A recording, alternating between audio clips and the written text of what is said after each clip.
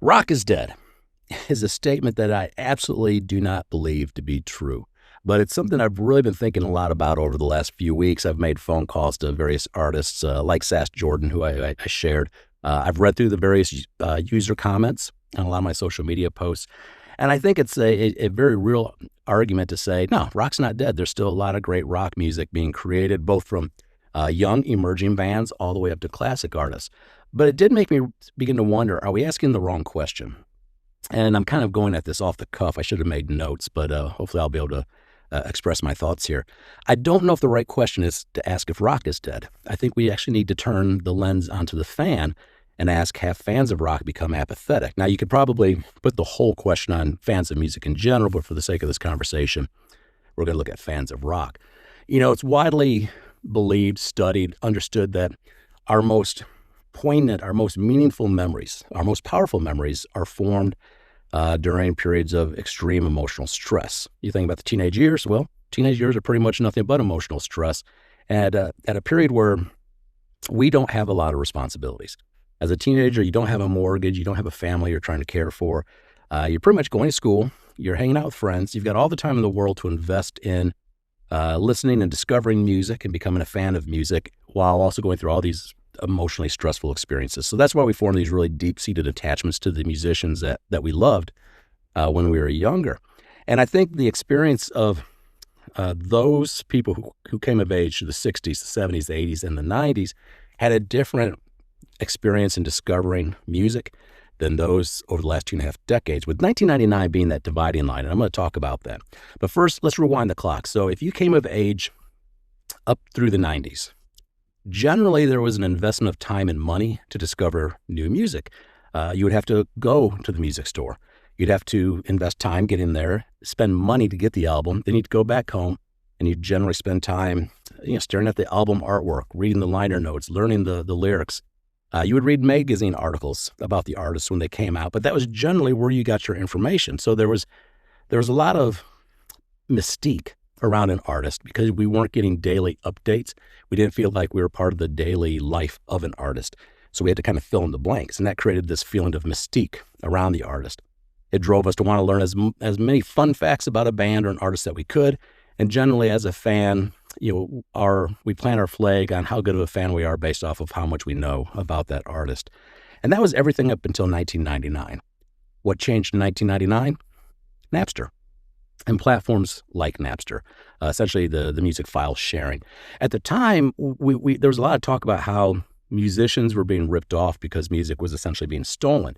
I think there was a bigger problem that was forming that we weren't really aware of at the time, which is the consumer market was setting the expectation that music should be free, freely available, or at least have a very low barrier of entry to access. That is a really dangerous precedent because music went from being an art that had value that you would invest time and money to own to something that you now lease or you have free access to. And it's really content today.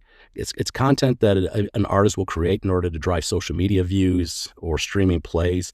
So it's a loss leader. You give it away with the hope of either getting views or plays, which hopefully the views and plays lead to something down the road. So I don't know, the emotional attachment's no longer there. As music fans today, you get daily updates through social media. There's no longer a mystique. We live in a world that's not built around albums, but around singles. So the attachment that a fan has to an artist is only as impactful as you can get with that single, because over the next following weeks, they'll form new attachments with some other artist and some other song. So I don't know if the long-term capability is there. In addition, being a musician used to be special. It used to be rare. Not everybody had access to an instrument or a teacher.